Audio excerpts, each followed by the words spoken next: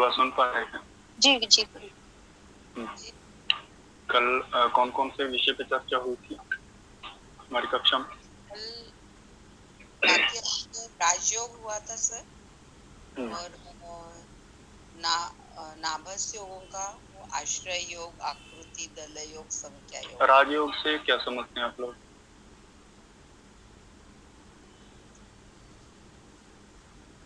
राजयोग से क्या समझते हैं? ऐश्वर्यमान प्रतिष्ठा योग।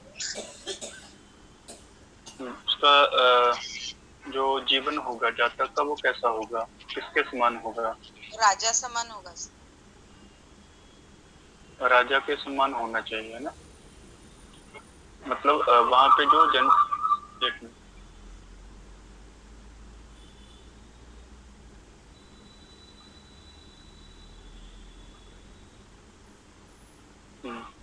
जन सामान्य से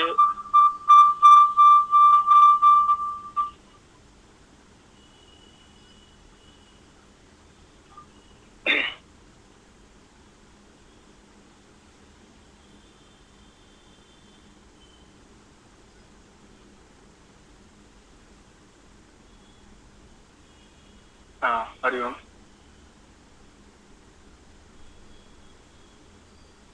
जी आवाज आ रही है? ठीक है। हाँ, राजयोग के विषय में जो हम कल चर्चा कर रहे थे उसमें मुख्य राजयोग के बारे में पढ़ा था। ऐसा नहीं कह सकते कि हमने ज्योतिष के प्रायः सभी योगों के बारे में पढ़ चुके हैं अथवा सभी राजयोग के विषय में हम पढ़ चुके हैं। कुछ ऐसे योग हम पढ़ चुके हैं जिनमें प्रायः लक्षण आप देख सकते हैं, लक्षण आप घटित कर सकते हैं कि राजयोग क्या होता है। वास्तव में राजयोग और नाभस योग, राजयोग के साथ ही हम एक और विषय को अध्ययन कर चुके थे। हाँ?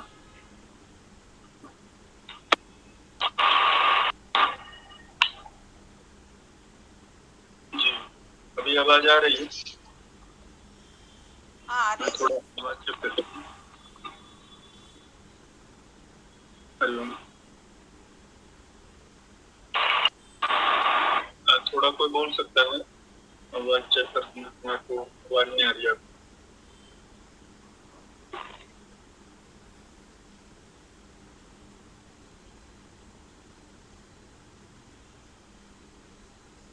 हरिओम। ठीक। हाँ, तो जब राजयोग के बारे में चर्चा हुई थी तो कुछ योग हमने पढ़ लिए थे। अभी सिर्फ उनको थोड़ा स्पर्श करते हुए हम आगे बढ़ेंगे। एक विषय और था ग्रहों के विषय में, जो उनके बल के बारे में आप बहुत विषय आप पढ़ चुके हैं। ठीक है, अब उनमें एक विशेषता रहती है उनके बल के विषय में। ग्रहों का जो बल है उसमें मतलब जो ग्रह आप जिनको बल का निर्धारण कर रहे हैं उनमें भी जब आपको 1, 2 अथवा 3 ग्रहों का अथवा 4 अथवा 5 ग्रहों का, तो इस एक अनुपात में आपको बल प्राप्त होता है। लेकिन एक स्थिति ऐसी होती है कि क्रम से ग्रहों का जो उत्तरोत्तर बली, जो मतलब जिसको निसर्ग रूप में हम बोल सकते हैं कि कौन से ग्रह किस ग्रह से अधिक बली होते हैं, तो वो एक उनके जिसको बोलते हैं कि उनके नैसर्गिक यानी जेनेटिक उनका एक गुण रहता है। जैसे क्रूर ग्रह और सौम्य ग्रह अथवा शुभ ग्रह, ये इन दो कैटेगरी में ग्रहों को विभाजित कर दिए थे कि कुछ आपके शुभ ग्रह होते हैं, कुछ आपके अशुभ ग्रह होते हैं। अब इसमें क्रूर ग्रह आप देख रहे हैं कि क्षीण चंद्र, सूर्य, शनि और मंगल, इनको क्रूर ग्रह की श्रेणी में रखा गया है। शुभ ग्रह में आते हैं आपके पूर्ण चंद्र, बुध, गुरु और शुक्र। अब इसमें ये जो क्रम लिखा हुआ है आप देख पा रहे हैं कि क्षीण चंद्रमा यदि क्रूर है, मतलब ये तो सभी क्रूर हैं, लेकिन क्षीण चंद्रमा जो है यदि वह बली है तो उससे अधिक बली होगा सूर्य। सूर्य से अधिक बली जो होगा वो शनि, और सर्वाधिक बली जो होता है क्रूर ग्रहों में वो होता है मंगल। शुभ ग्रहों में पूर्ण चंद्र बली होता है, पूर्ण चंद्र से भी अधिक बली होता है बुध, बुध से भी अधिक बली होता है गुरु, और गुरु से अधिक बली होता है शुक्र। जैसे कल की क्लास में भी आपने देखा होगा कि शुक्र को अधिक बली क्यों माना जाता है। ग्रह युग की भी बात हुई थी, रश्मि की भी बात हुई थी, उसकी चमक की भी बात है ना। तो ये एक ग्रहों का क्रमिक बलवृद्धि रहती है कि किस ग्रह से कौन सा ग्रह जो है वो क्रम में बली रहता है। उसका आपको कोट भी किया गया है बृहद पाराशर का 36वें अध्याय का 9वां श्लोक। ठीक है। उसके बाद राजयोग आपने पढ़ा था, और पहला राजयोग आपने पढ़ा था कि एक ग्रह से भी राजयोग बनता है। हाँ? तो उसमें स्थिति क्या थी कि एक ग्रह भी राजा के समान वो जीवन को देता है अथवा राजयोग को देता है जब वह ग्रह अपने उच्च राशि में होकर के केंद्र में बैठा। तो अभी आप देखिए यहाँ पे इस कुंडली में क्या वह स्थिति आप देख पा रहे हैं। यहाँ पे दोनों में से कौन सा ग्रह उच्च का है, कौन सा ग्रह है यहाँ पे उच्च का है? गुरु उच्च का है। और केंद्र में बैठा है। यहाँ तो दोनों ग्रह केंद्र में है, लेकिन उच्च राशि में कौन सा है? कर्क राशि में नहीं, गुरु उच्च का है। उच्च राशि में गुरु उच्च का है, गुरु अपने कर्क राशि में है ना। तो अब बोल रहा है कि केंद्र में हो, उच्च का हो, और एक चीज और बोल रहा है सुहरी दृष्टा। हाँ, सुहरी दृष्टा यानी मित्र की दृष्टि हो। अब गुरु सूर्य का क्या है, और सूर्य गुरु का क्या है, मित्र। तो हम यहाँ पे इस कुंडली में ऐसी स्थिति को देख पा रहे हैं। तो निश्चय ही यदि कोई भी ग्रह, यहाँ तो मेष लग्न की कुंडली की बात हम कर रहे हैं, तो वहां पे केंद्र और त्रिकोणपति की बात कर रहे हैं। तो बोला कि कोई भी एक ग्रह है ना, तो सातों में से कोई भी ग्रह यहाँ पे उस स्थिति को प्राप्त कर सकता है। ये सिर्फ उदाहरण के लिए आपको एक कुंडली है। उसके बाद दूसरा राजयोग हमने पढ़ा था जिसमें कहा था कि केंद्र कोणपति है, कि केंद्र का और त्रिकोण का जो स्वामी है वो परस्पर एक दूसरे के स्थान में बैठे। याद है किसी को, चर्चा हुई थी ना।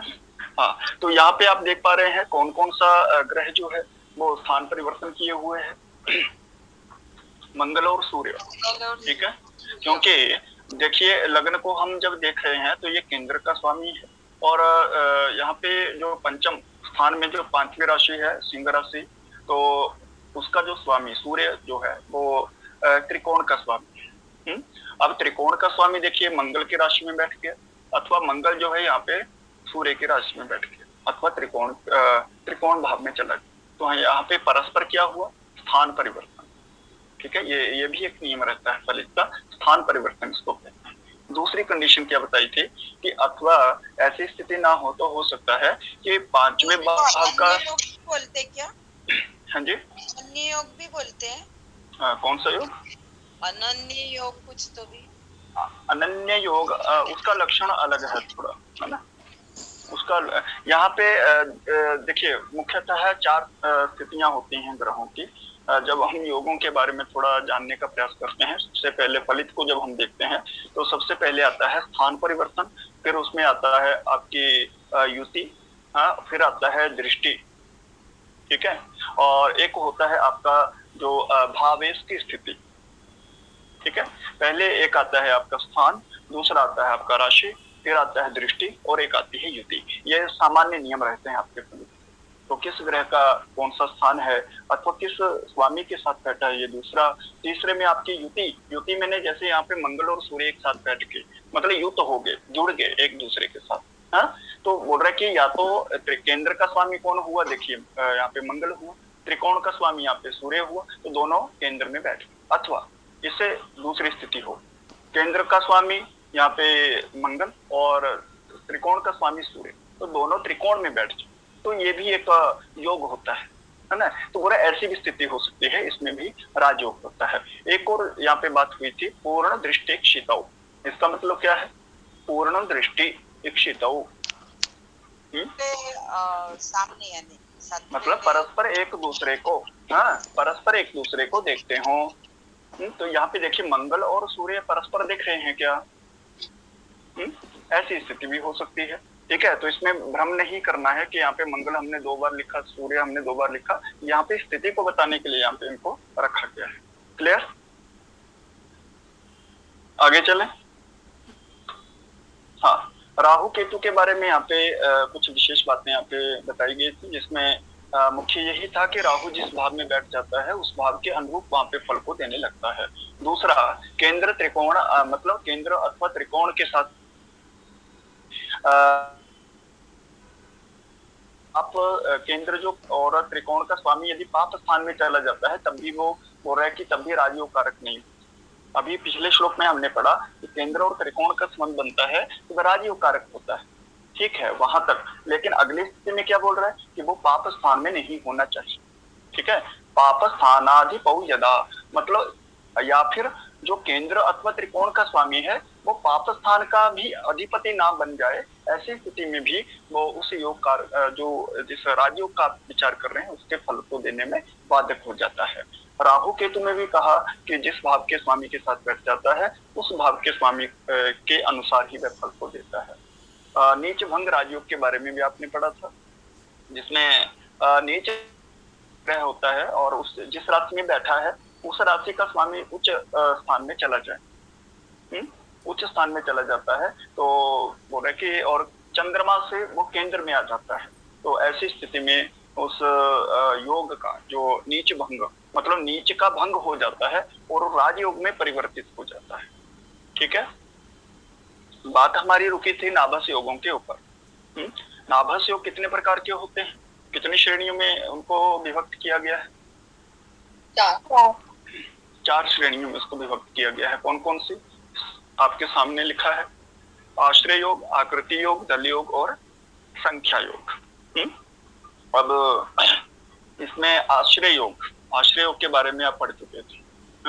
आश्रय योग के बारे में क्या कहते हैं, यहाँ पे लघु जातकम का आपको कोट किया गया है श्लोक कि चर भवनादिषु सर्वैहि आश्रय जा रज्जु मुसल नल योगा।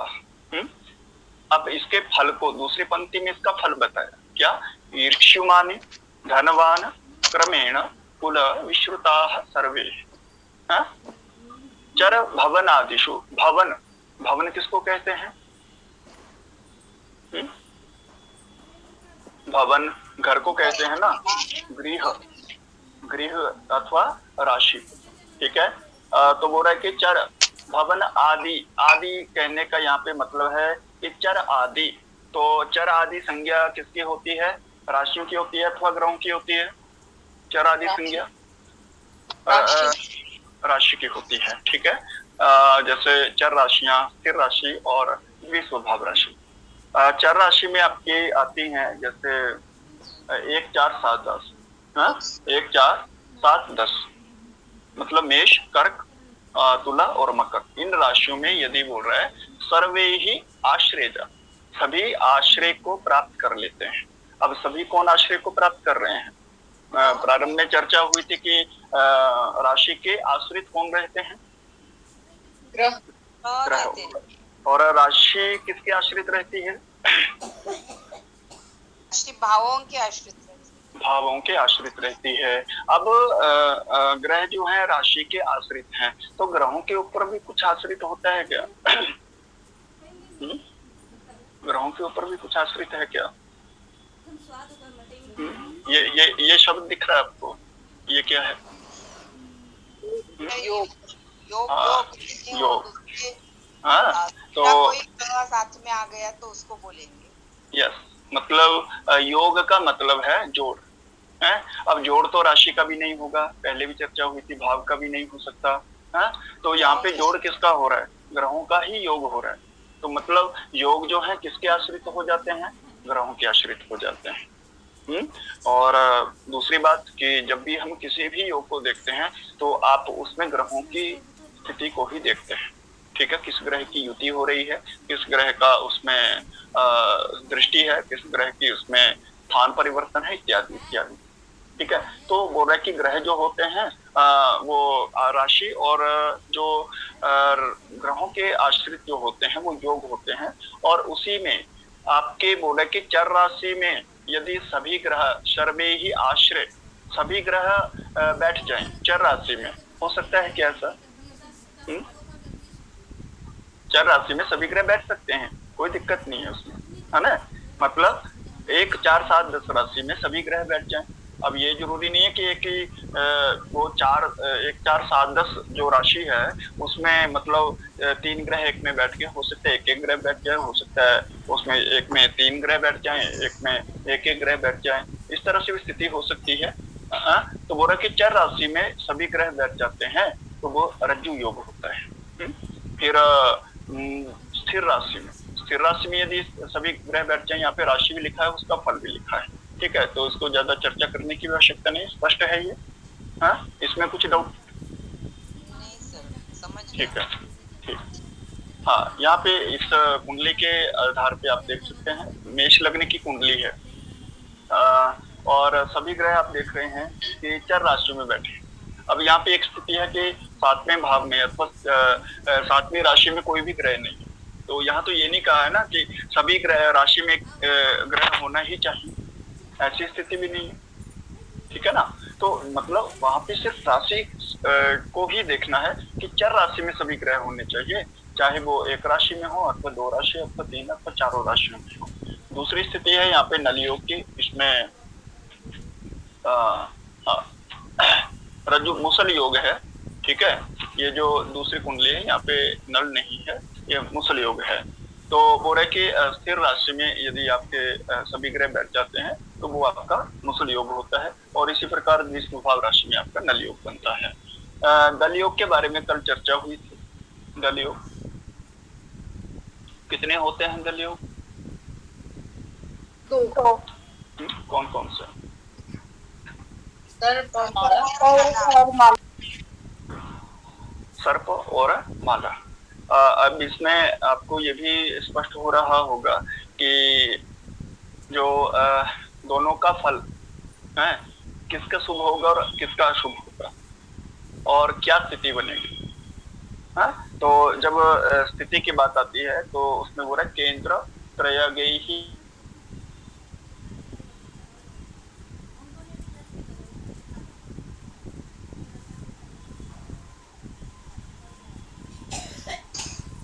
दलाया वहितश्च माला च। तो ये ऊपर वाली जो पंक्ति है इसमें आपको बोल रहा है कि ये लक्षण है इस योग का, 3 केंद्रों में पाप ग्रह हो तो बोल रहा है कि सर्प। कौन सा योग होगा? सर्प योग। यहाँ पे आप ये कुंडली देख पा रहे हैं, यहाँ पे सर्प की आकृति यहाँ पे बनाई हुई है, और 3 केंद्र मतलब चौथे में आप देखिए, 7वें में देखिए और 10वें में देखिए। तीनों केंद्रों में क्या है, ये जो डॉट आपको दिख रहे हैं ब्लैक डॉट्स, ये ग्रहों को बता रहे हैं, ठीक है, किसको बता रहे हैं? ग्रहों को। तो मतलब 3 केंद्रों में पाप ग्रह हो तो पूरा के सर्प योग होता है, 3 केंद्रों में यदि शुभ ग्रह हो तो आपका ये माला योग। अब पूरा के इसका फल क्या होगा? सर्पे अति पिता नाम मालायाम जन्म। हो रहा है कि जन्म की बात कर रहे हैं कि जन्म से ही कि जन्म से ही जातक जो है दुखी होता है यदि उसकी कुंडली में सर्पयोग है।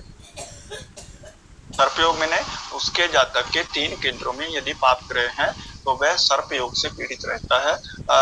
यहाँ पे काल सर्प की बात हम नहीं कर रहे हैं, वो एक अलग विषय है, ठीक है। सिर्फ ज्योतिष शास्त्र में सिर्फ सर्पयोग की बात आई है, काल सर्पयोग की बात नहीं, ठीक है।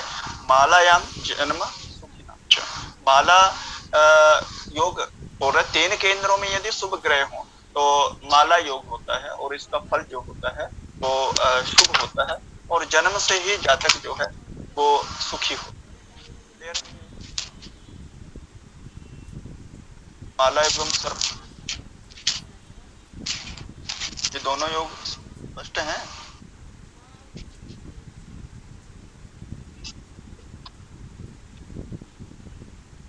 गुरुजी अगर ये उच्च के हों तो भी ऐसे होता है, आप ग्रह अगर यहाँ पे उच्च और नीच की बात नहीं की है, मतलब यहाँ पे सामान्य बात कर रहे हैं। यहाँ पे ये भी नहीं है कि किस भाव को सिर्फ यहाँ पे ग्रहण किया है, राशि को ग्रहण नहीं किया। मतलब ये जो दल योग है ना, जैसे आश्रय योग में राशि को वो ग्रहण की कि चर राशि। अब चर राशि आपकी केंद्र में भी हो सकती है, चर राशि आपकी पर्णफर में भी हो सकती है, आप उपलिंग में भी। ठीक। तो केंद्र में तभी होगी जब मेष लग्न होगा। सिर्फ मेष लग्न की कुंडली वालों के लिए वो केंद्र में आपकी चर राशि आई, अथवा तुला के लिए आ सकती है, मकर के लिए आ सकती है, और कर्क के लिए आ सकती है, जी ठीक है ना। जी। हाँ। अब ये क्लियर, इसके बाद चलें आगे। ये इसका फल है कि माला योग और सर्प योग जो रहता है। माला योग में जो जातक है वह सुख, वाहन, मतलब सुखी रहता है, सुख को प्राप्त करता है। वाहन इत्यादि, वाहन कहने का मतलब है कि चतुष्पद इत्यादि से वह सुखी होता है, मतलब उसका चतुर्थ भाव जो है वो पुष्ट रहता है। सुख मैंने लग्न भाव जो है वो उसको लिए, उसके लिए शुभ कार्य तो होता है। सुंदर, मतलब ये सुंदरता का विचार भी हम कहाँ से करते हैं? लग्न से करते हैं, ठीक है। हाँ? पता है आपको सुंदरता का विचार कहाँ से करते हैं? जहाँ से मुख का विचार करेंगे। हाँ? शरीर वर्ण चिन्ह आयुर्व्योमान सुखा सुखम, फिर बोल रहा है बहु स्त्री युक्त, बहु स्त्री युक्त। तो बोल रहा है कि अधिक स्त्रियों से युक्त, और इससे विपरीत सर्प जो दोष रहता है उसमें बोल रहा है कि जातक जो है वो कुटिल प्रवृत्ति का होता है। हाँ? मन में खोट रखने वाला होगा, क्रूर होगा, निर्धन होगा, दुखी होगा, दीन होगा। तो ये बोल रहा है कि ये किसके आधार पे यहाँ पे हो रहा है? किसके आधार पे? ग्रहों में भी, यदि हम ये कहें कि ग्रहों के आधार पे हो रहा है, तो उनमें भी किन ग्रहों के आधार पे? तो शुभ पाप और शुभ ग्रहों के आधार पे, ठीक है। पाप और शुभ ग्रहों के आधार पे। फिर उसके बाद संख्या योग की बात आती है। संख्या योग देखें तो यहाँ पे 7 प्रकार के संख्या योग हैं। कल आपको नाम भी लिखवाए थे, लिखे थे आपने संख्या योग? हाँ जी। हाँ, कौन कौन से? वीणा, दाम, पाश, केदार, युग, शूल और गोल। हाँ, अब इसको जैसे आपने लिखा वीणा, दाम, पाश, है बल्लकी, यहाँ पे वीणा के लिए बल्लकी शब्द का प्रयोग किए हैं। दाम यानी दामिनी शब्द का भी आपको इसमें प्रयोग मिलता है ज्योतिष के अन्य ग्रंथों में। और पाश, पाश के लिए पाश, केदार, शूल, युग और गोल है। तो ये 7 योग हैं, और 7 योगों में आपके अब ग्रहों की संख्या कितनी है? ग्रहों की संख्या यहाँ पे नाभस योगों में हम कल चर्चा किए थे, यहाँ पे कितने ही ग्रहों को हम ग्रहण करेंगे? सर 32। 32 ग्रह कैसे हो सकते? ग्रह, ग्रह। अच्छा 32 तो योग हुए ना, ग्रह कैसे हो जी, सकते? योग की बात कर रही थी सर मैं। 32 तो आधुनिक विज्ञान वालों ने भी नहीं ढूंढे। तो यहाँ पे हम राहु केतु को छोड़ करके, ठीक है, राहु केतु को छोड़ करके अन्य 7 ग्रहों का ही ग्रहण करते हैं, ठीक है। अब राहु केतु को छोड़ने का कारण क्या है, ये तो चर्चा हो ही चुकी होगी आपके साथ। छाया ग्रह हैं, तमो ग्रह उनको भी कहते हैं। छाया ग्रह है ना चंद्र, सर वो? हाँ, किसकी छाया है? कभी उनकी छाया देखे हैं आप? राहु को देखे हैं क्या? ग्रहण में जो छाया है उसको राहु ही कहते हैं ना। ग्रहण आप देखे होंगे, सूर्य ग्रहण अथवा चंद्र ग्रहण, उसमें जो छाया बनती है उसी को तो राहु कहते हैं। तो बोल रहे कि जो अंतरिक्ष में जो आपके सूर्य और चंद्र का मार्ग है, उसके जो कटान बिंदु हैं वही आपके राहु के को प्राप्त करते हैं। ये सैद्धांतिक पक्ष है, लेकिन यहाँ पे उनको छोड़ दिया जाता है। अब यहाँ पे इनका लक्षण, संख्या योगों का लक्षण जो है, बस आपको क्रम याद करना है, ठीक है। अब वो क्रम क्या है कि जैसे आपने गोल, युग, शूल, इनको जैसे यहाँ पे जो श्लोक में लिखा है इसको उल्टे क्रम में यदि आप देखते हैं कि गोल, युग, शूल, केदार, पाश, दाम, वल्लकी और वल्लकी यानी वीणा, है ना। तो बोला कि ये जो योग है ना, अभी जैसे यदि सभी ग्रह जो हैं एक ही स्थान में आकर के बैठ जाते हैं, ठीक है। अब एक ही स्थान, स्थान का मतलब क्या है? स्थान की बात कल भी हुई थी। भाव, हाँ, स्थान का मतलब है भाव, है ना, भाव। मतलब एक ही भाव में यदि आपके सभी ग्रह बैठ जाते हैं तो उसको कौन सा योग कहेंगे? गोल, गोल, ठीक है। गोल योग। हाँ, गोल। फिर उसके बाद युग है।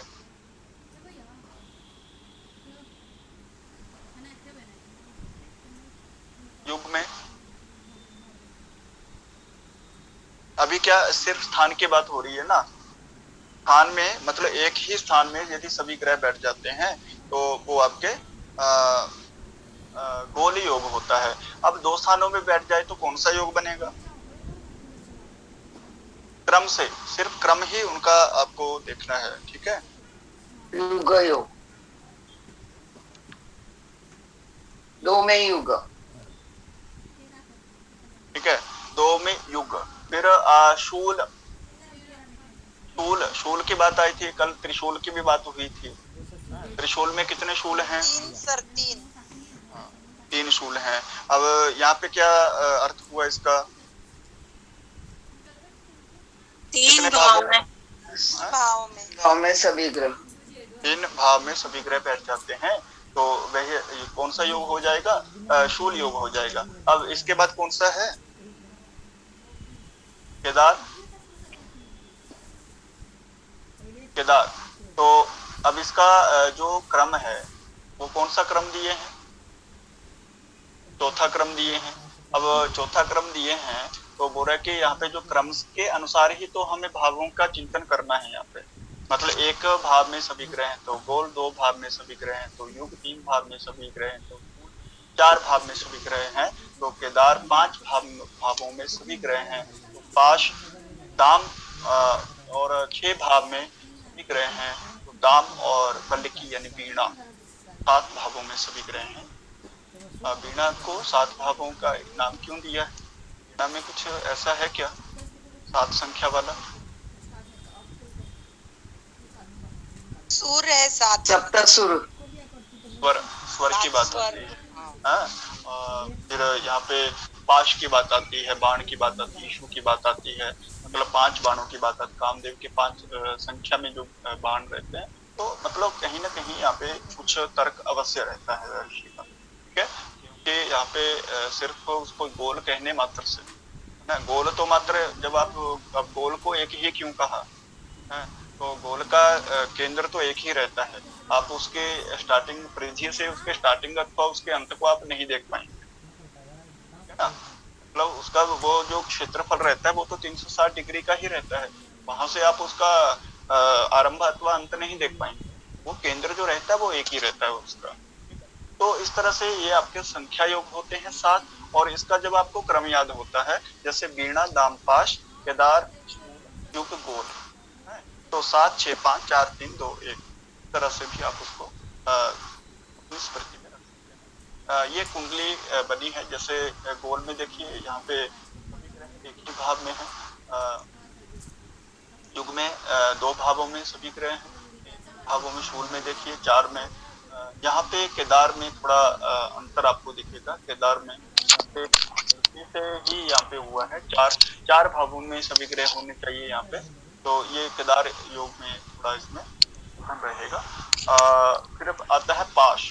पाश में यानी पाश में आप देख रहे हैं 5 भावों में। अब किसी भी 5 भावों में ये ग्रह, फिर आते हैं आपकी दामिनी। दामिनी योग यानी यहाँ पे इसको दामिनी शब्द का प्रयोग भी किया है कुछ ग्रंथों में, दाम शब्द का प्रयोग भी किया है, ठीक है। तो बोल रहा है कि यहाँ पे 6 भावों में 1, 2, 3, 4, 5, 6 देखिए 6 भावों में यहाँ पे यदि ऐसी बनती है तो बोल रहा है कि 6 भावों में सभी ग्रह होते हैं तो वह दामिनी योग उसको दाम योग कहा जाएगा। वीणा योग, 7 भावों में आप इसको देख पा रहे हैं। तो 7 भावों में होने से इसको वीणा योग कहा है। अब इसके फल की बात करते हैं तो अब देखिए इसमें जब फल को यहाँ पे अधिक नहीं लिखा है उसके लिए हम चाहें तो आपको अलग से का फोटो खींच के PDF ये आपको भेज देंगे। तो इसमें जब फल की बात आती है तो एक स्थूल रूप से थोड़ा मैं इसकी चर्चा अवश्य करूंगा फल के बारे में। तो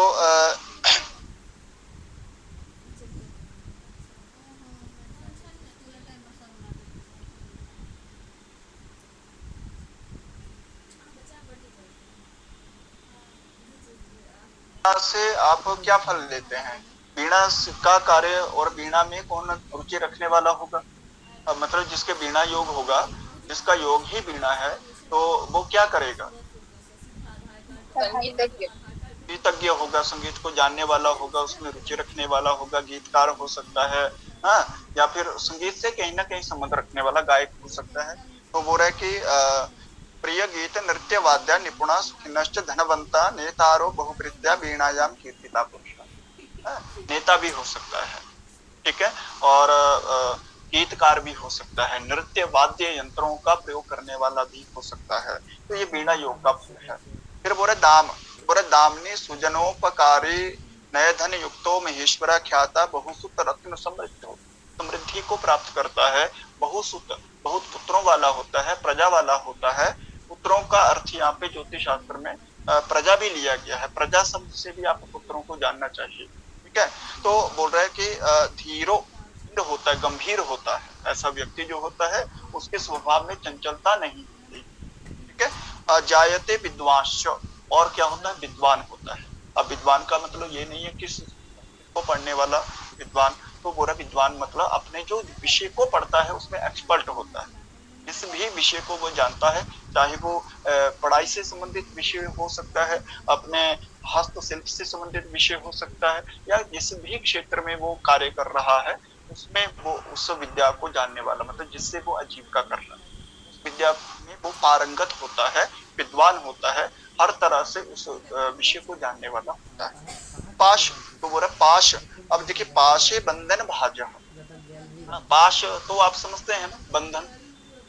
तो बोला कि जब इसका नाम ही पाश है, तो बोला कि क्या करेगा? वो बंधन को देने वाला होता है।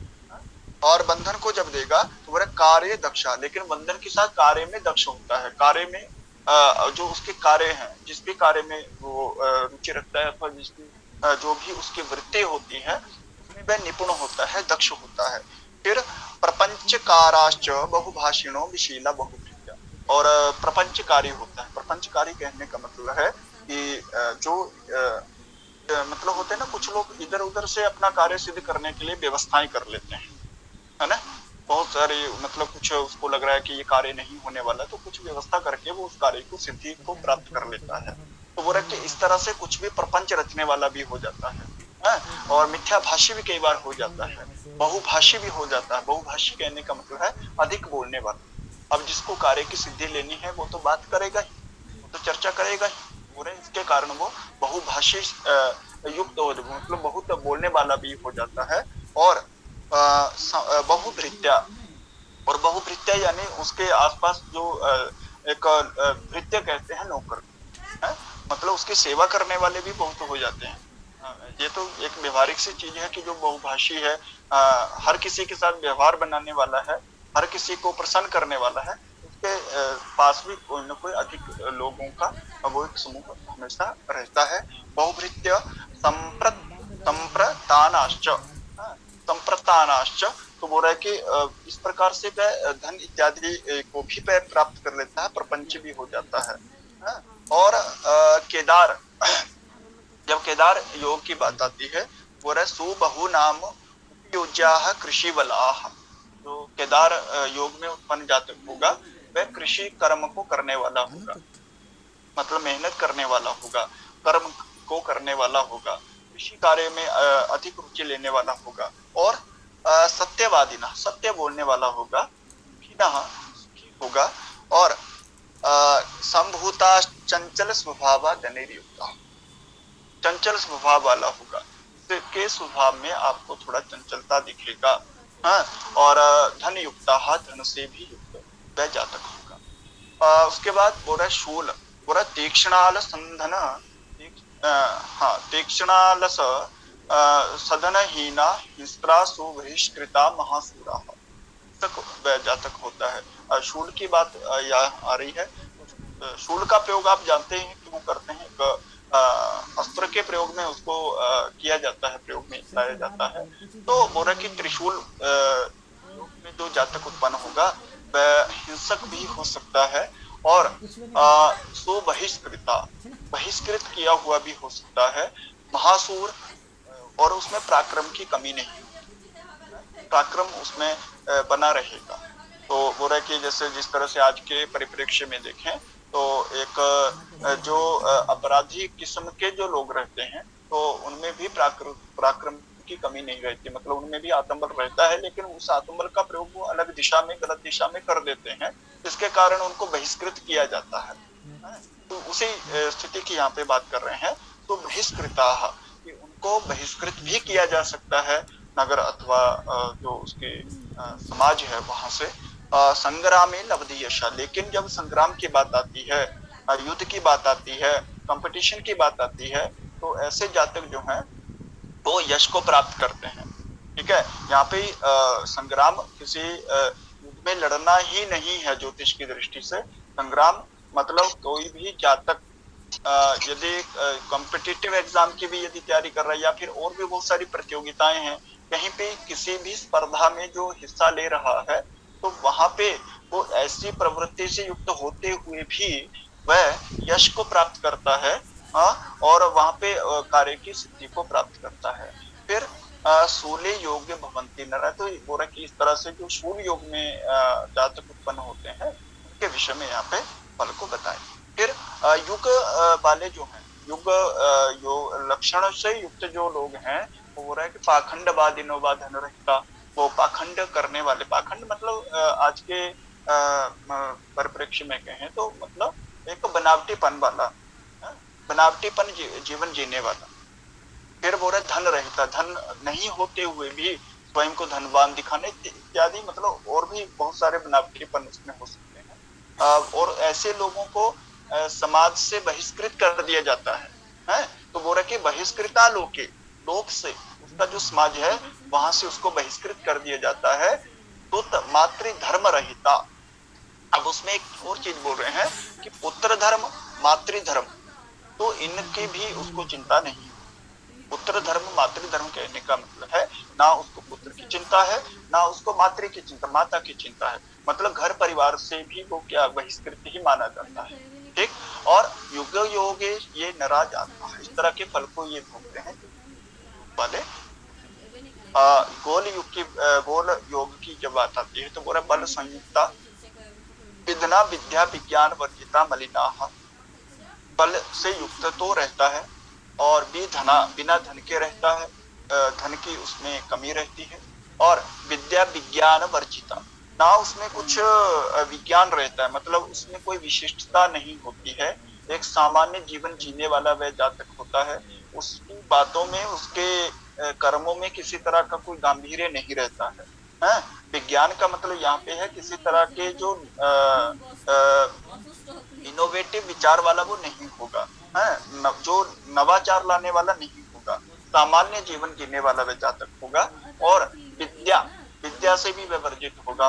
विद्या में किसी भी कार्य को करने में उतना कुशल नहीं होगा, कार्य तो करेगा लेकिन कुशलता से नहीं करेगा, उसमें कहीं ना कहीं एक जिसको बोलते हैं कि हर कार्य में वो कहीं ना कहीं लापरवाही वहां पे अवश्य दर्शाएगा।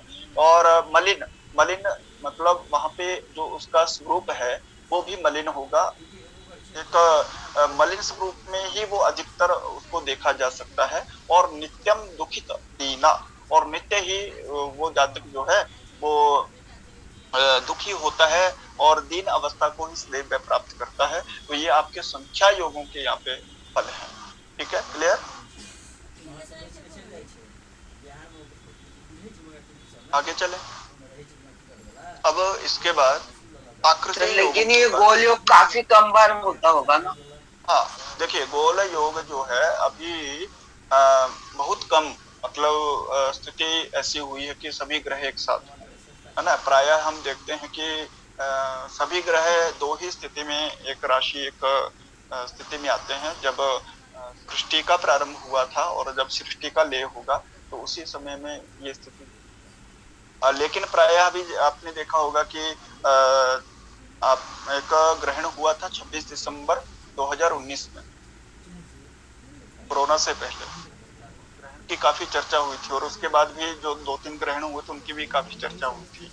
तो उस समय की जो ग्रह स्थिति, यदि आपको ध्यान हो, किसी ने स्टडी किया हो, तो वहां पे 5 ग्रहों की युति बन रही थी,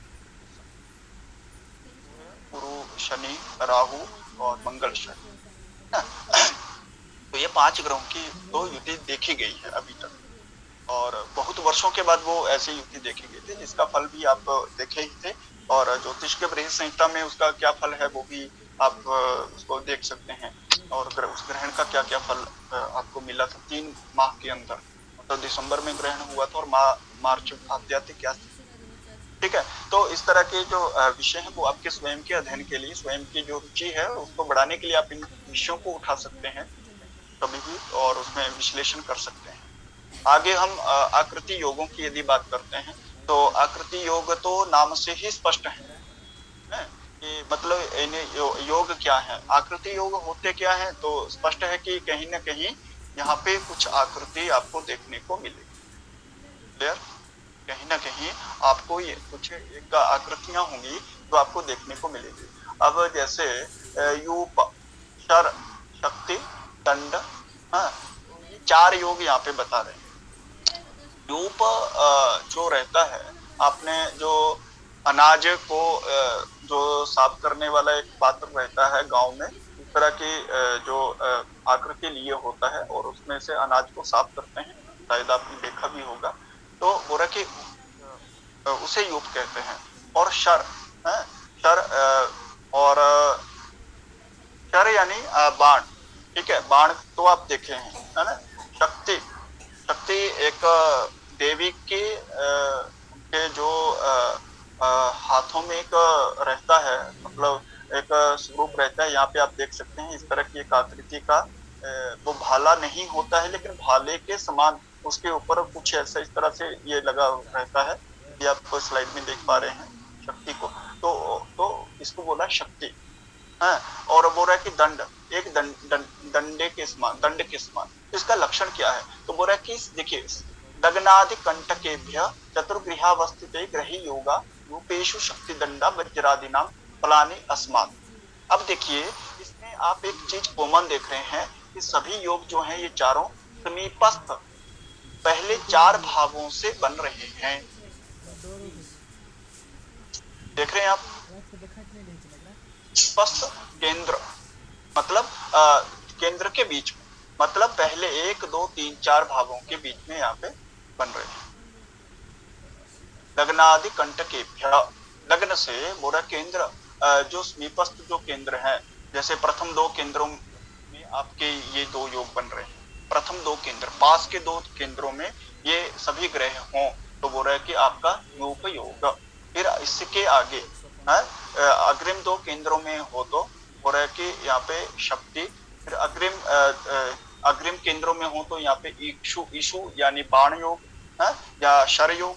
और अग्रिम अंतिम के 2 केंद्रों में के मध्य में यदि सभी ग्रह हों तो दंड योग होता है, ठीक है। तो इस तरह की आकृतियों के आधार पे आपको यहाँ पे उन योगों का लक्षण यहाँ पे बताया गया है। कुछ चित्र मैं आपको और दिखाता हूँ, और इनके श्लोक और फल जो हैं वो एक सामान्य उनके फल रहते हैं, और इसमें भी आपको वही है। हाँ, इसमें कुछ चित्र देखिए, इसमें जो ये सिर्फ कल्पित चित्र हैं, इतना मैं आपको बता दूं। और अभी तक इसे ज्योतिष में बहुत सारे ग्रंथों में, जितने भी फलित के ग्रंथ हैं, उसमें आपको इन चित्रों जो नाभस योगों की चर्चा अवश्य मिलेगी, लेकिन अभी तक चित्र आपको किसी भी पुस्तक में नहीं मिलेंगे, ठीक है। तो ये चित्र जो है हमारे विभागाध्यक्ष जो आचार्य शुभम शर्मा जी हैं, उनकी कल्पना है। उन्होंने ही ये चित्रों की कल्पना की है, जितने भी आप देख पा रहे हैं, ठीक है। तो विहग, एक विहग योग होता है कि जो केंद्र में यदि सभी ग्रह बैठ जाते हैं, ठीक है। तो इसमें देखिए लक्षण आप अलग से इसको पढ़ सकते हैं, थोड़ा चित्र में आप देखेंगे तो आपको थोड़ा ज्यादा स्पष्ट रहेगा, क्योंकि मुझे लगता है कि चित्रों के ऊपर हमारा दिमाग ज्यादा काम करता है ना। इमेजेस के ऊपर हम ज्यादा काम करते हैं, ज्यादा सोच सकते हैं, है ना, और ज्यादा स्मृति उसमें बनी रहती है। तो बोल रहा है कि यहाँ पे विहग विहग कहते हैं पक्षी को। तो बोल रहा है कि जो केंद्रों में 4 केंद्रों में यदि आपके सभी ग्रह हो जाते हैं, तो देखिए यहाँ पे 4 केंद्रों में देखिए सभी ग्रह हैं, 1 2 3 4 5 6 और 7, है ना। अब ये 7 ही ग्रह रहेंगे और जो आपके चारों केंद्रों में है, बोल रहा है कि ये विहग योग की स्थिति को बनाता है। अब विहग का काम क्या है, देखिए विहग यानी पक्षी अंतरिक्ष में चलता है, आसमान में रहता है, आकाश मार्ग से ही वो यात्राएं करता है, एक स्थान से दूसरे स्थान तक यात्राएं करता है। तो जातक को फल भी क्या मिलेगा, तो वह जातक भी क्या होगा, इस योग में उत्पन्न होने वाला जातक जो है यात्रा प्रिय होगा, या उसका वह अधिक यात्राएं करने वाला होगा, या उसकी वृत्ति ऐसी होगी कि उसको सामान्य ये यात्राएं जो है करनी ही पड़ेंगी। ठीक है, इसमें और भी फल होते हैं।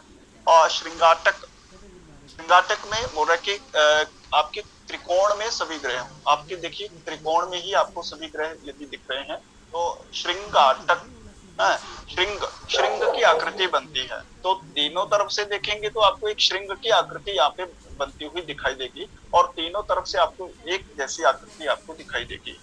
फिर हल योग होता है। हल योग मैंने आपके जो 2 6 और 10 में है, 2 6 और 10 में यदि आपको सभी ग्रह मिलते हैं, देखिए यहाँ पे हल की एक आकृति बनी, जो पुराने हल होते हैं गांव में, आप कभी देखे होंगे किसी चित्र।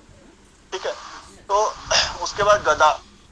तो गदा में बोल रहा है कि आपके जो समीपस्थ 2 केंद्रों में जैसे लगन और चतुर्थ में सभी ग्रह बैठ जाएं, थोड़ा हम इसको एक गदा को यदि हाथ इसमें रखते हैं, मतलब इसको ना देखे, तो दूसरे में भी आपको गदा योग दिखा है।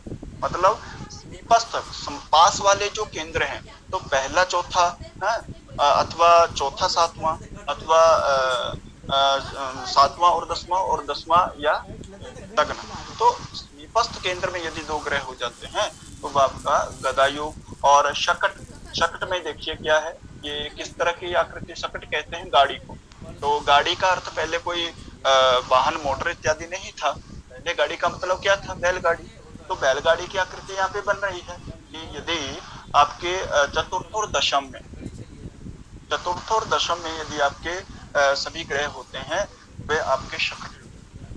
ठीक, उसके बाद इसके अतिरिक्त आपके अन्य भी कुछ योग ऐसे हैं, अभी तो सिर्फ कुछ ही योगों को यहाँ पे ग्रहण किया है। इसके चित्र और उसके श्लोक फल मैं आपको थोड़ा अलग से भेज दूंगा, तो सामान्य आप देख भी सकते हैं और उसके फल को जान भी सकते हैं।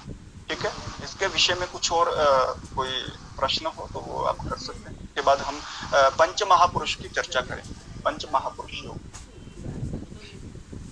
नाभस योग के विषय में यदि कोई प्रश्न रहता है तो आप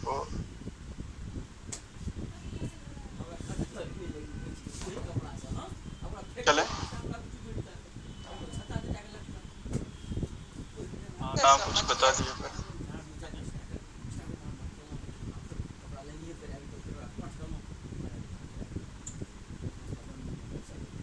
आगे चले, पंच महापुरुष योग। जी सर। पंच महापुरुष योग, अभी तक तो हम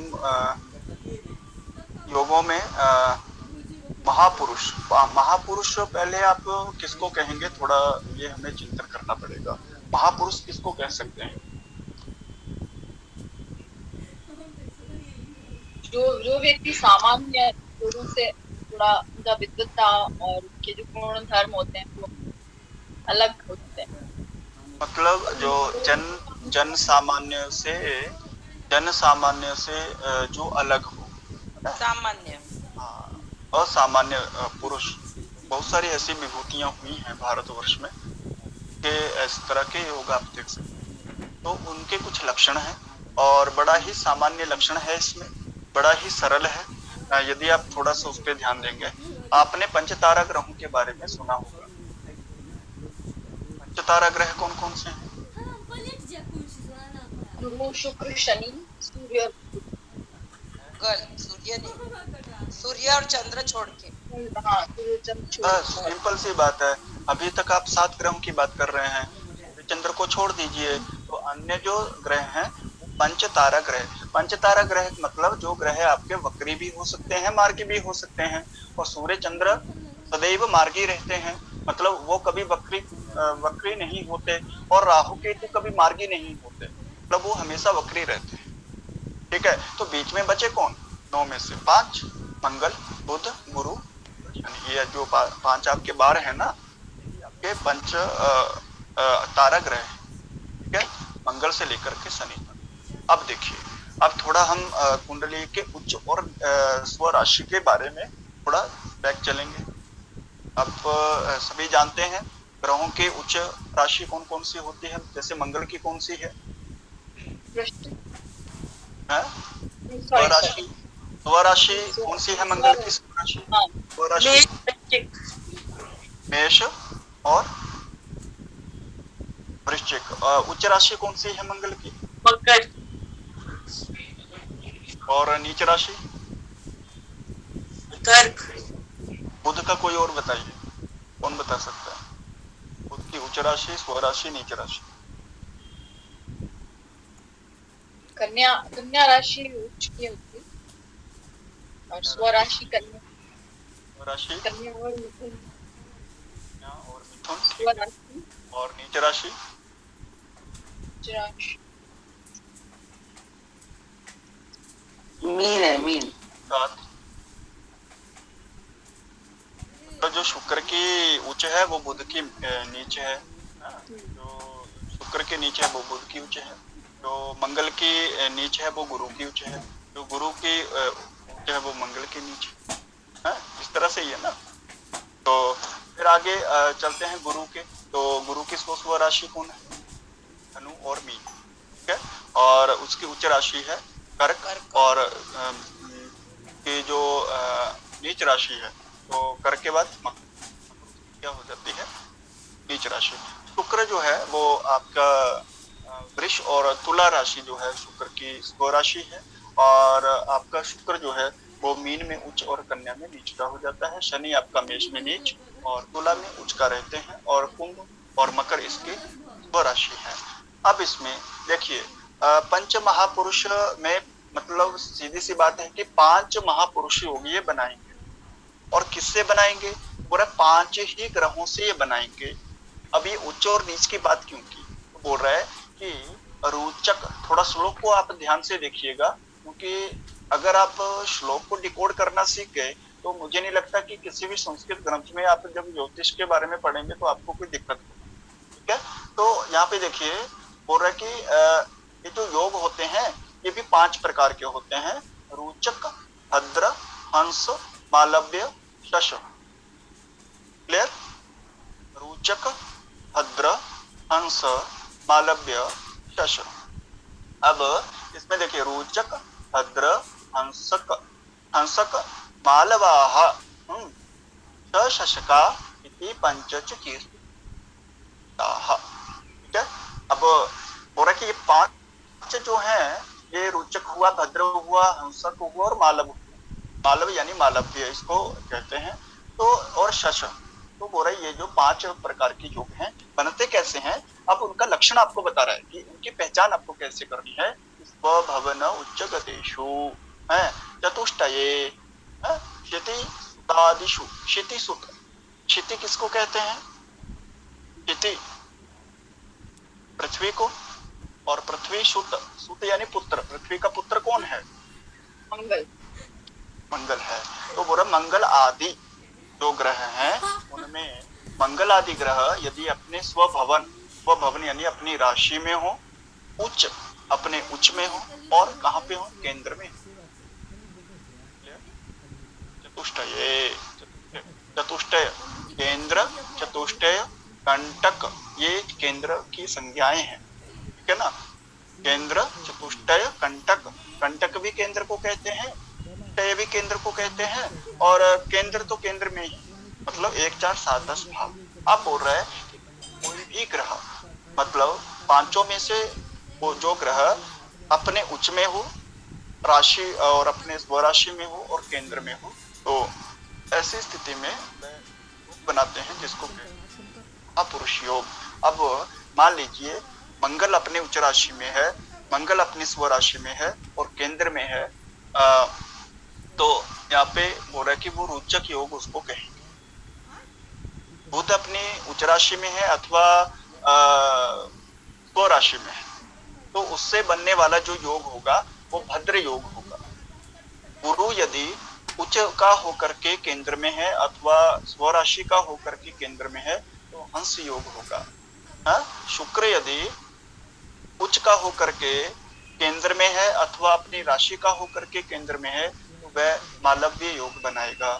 शनि यदि उच्च का होकर के केंद्र में है अथवा वह आपके स्वराशि का होकर के केंद्र में है तो शश योग बनाएगा। तो इस तरह से आपको याद करना है क्रम से, मंगल बुध गुरु शुक्र शनि, स्थिति सब में एक जैसी रहेगी, केंद्र में स्वराशि अथवा उच्च राशि में हो।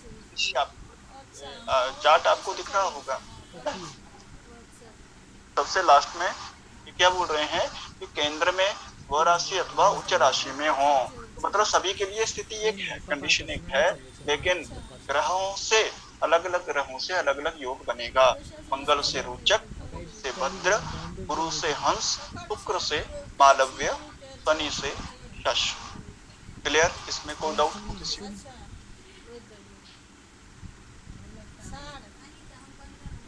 इस पंच महापुरुष में किसी को कोई डाउट हो तो वो बता सकता है, समझने में कोई बता सकता है। आप लोग सुन रहे हैं ना? जी सर। सर एक प्रश्न है सर। हम पैदा कर देता है। सर एक प्रश्न है सर।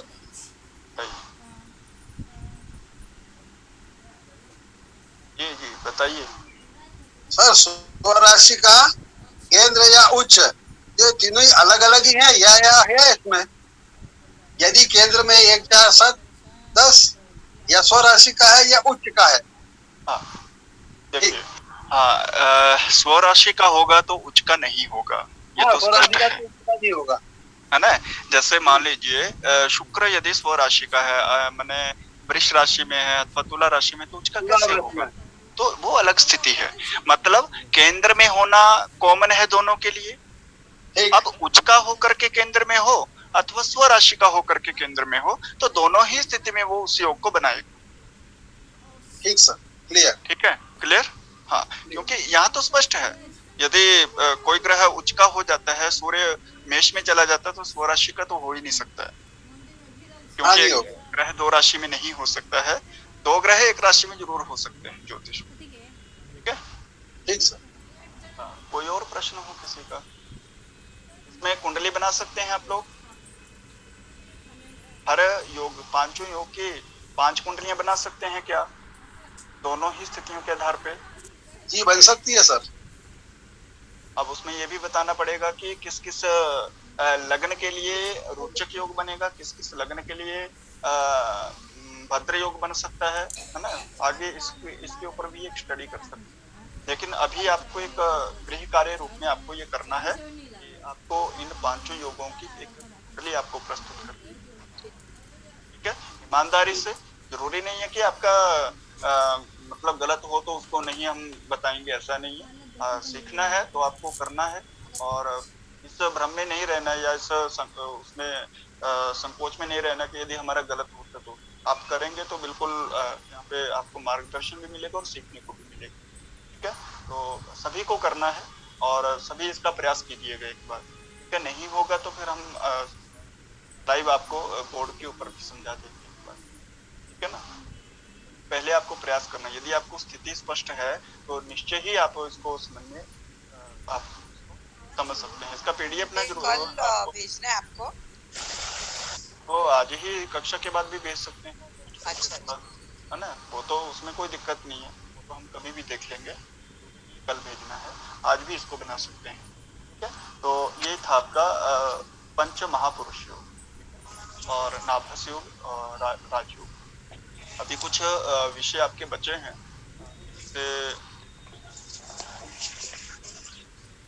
तो ग्रह कार्य में पंच महापुरुष का बना के बताना है क्या? हाँ, पंच महापुरुष का आपको। ठीक है, पंच महापुरुष का क्या इसमें लक्षण होता है, किस तरह से मंगल से रोचक बन रहा है, तो किस तरह से बन रहा है। ठीक है? जी गुरुजी। Recording stopped. तो अभी आपका फलादेश के सामान्य नियम एक विषय चल रहा है, और फलादेश के साथ में आपका शकुन इत्यादि का भी कुछ विषय रहेगा। जैसे ही आपकी कुछ कक्षाएं अब शेष हैं, और उसमें अभ्यासक्रम भी आपका रहेगा, तो बिल्कुल आपकी जो भी कक्षाएं शेष हैं आपको बताएगा। ठीक है? जितना भी अभी हुआ है उसके विषय में पूर्व, ऐसा नहीं कि पूर्व के विषय हम छोड़ दें और आगे कुछ हम देखें, तो विषय हम छोड़ ही नहीं पा रहे हैं, है ना। जो राशि आपने प्रथम कक्षा में पढ़ी थी, जो ग्रह आपने परिचय पढ़ा था तीसरी चौथी कक्षा में, तो वो अभी तक आपका चल रहा है। इसका मतलब यही है कि हम चाह के भी उस विषय को छोड़ नहीं सकते हैं। हमने नक्षत्रों को पढ़ लिया, राशि को या अथवा ग्रहों को, तो वो आगे से आगे कुछ ना कुछ और ज्यादा उसमें बन रहा है ना, और ज्यादा उसमें नियम जुड़े जा रहे हैं। तो आज तो आपने कुछ नियम भी पढ़े हैं ज्योतिष के, फलित ज्योतिष के, तो भी थोड़ा ध्यान में रखिएगा, और कक्षा के बाद उनको जरूर आप लिख करके रखिएगा, तभी आप उनको अप्लाई कर सकते हैं। ठीक है? फलित का ये पहला नियम है कि आपको उन नियमों को बिल्कुल आत्मसात करना होगा, अपने ध्यान में, अपने मस्तिष्क में रखना होगा। नहीं तो आप किताब पढ़ के नियम ढूंढने लगोगे, तब आप फलित कभी नहीं कर पाओगे। ठीक है? तो इन विषयों का थोड़ा अवश्य ध्यान रखें, और विषय के प्रति आपको किसी भी तरह की कोई शंका है, किसी भी तरह का कोई प्रश्न रहेगा, तो निश्चिंत होकर के आप ग्रुप में शेयर कर सकते हैं, चर्चा भी कर सकते हैं, और कल कक्षा में भी पूछ सकते हैं। क्लियर? तो शब्दों के साथ मैं यहाँ पे काम करता हूँ, और अगले कक्षा में फिर मिलते हैं कल आपसे। धन्यवाद सर। धन्यवाद गुरुजी। धन्यवाद सर।